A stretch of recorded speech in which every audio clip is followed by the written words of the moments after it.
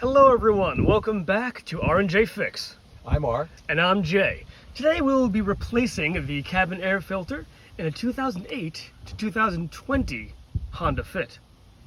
Let's go. In this particular Honda, like many of the other cars that we've worked on, Toyotas in particular, the cabin air filter is behind the glove box door.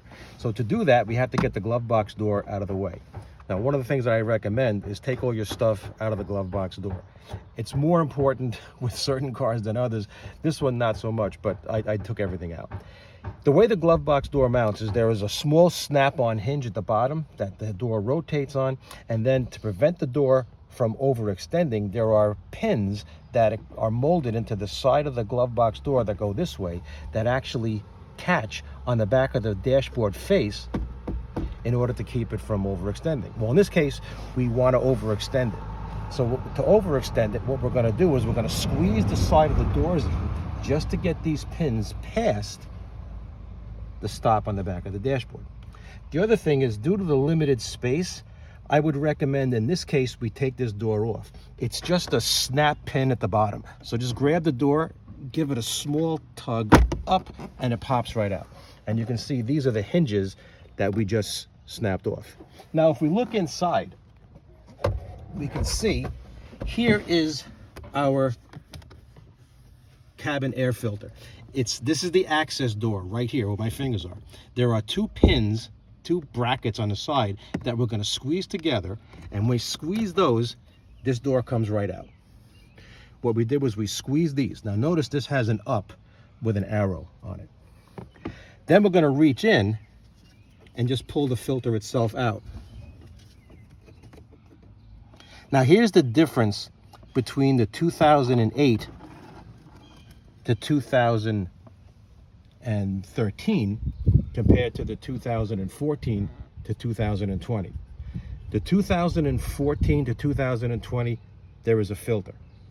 The 2008 to 2013 actually has a carrier that this would go in. That carrier on that older model car is actually reusable. So you would take this out with the carrier, snap the filter out of the carrier, put the new filter in the carrier, and then put the entire assembly back in. For the 2014 to 2020 models, there is no carrier. It's just the filter itself laying in there. Now, we take a look at this filter. This happens to be a 2018 that we're looking at. John and I just picked it up last year. It only had 8,000 miles, so we figured that this had never been cleaned before.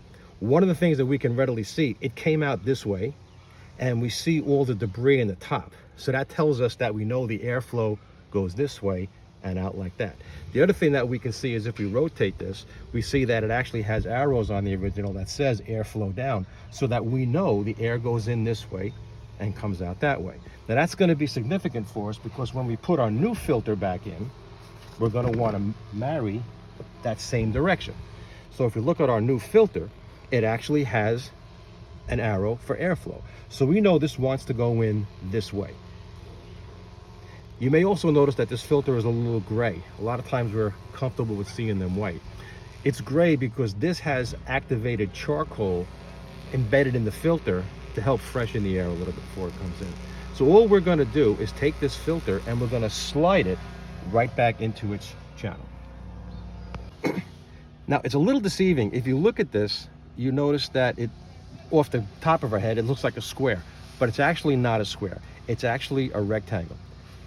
The filter goes in this way with these hard sides, the longer dimension in the left to right position.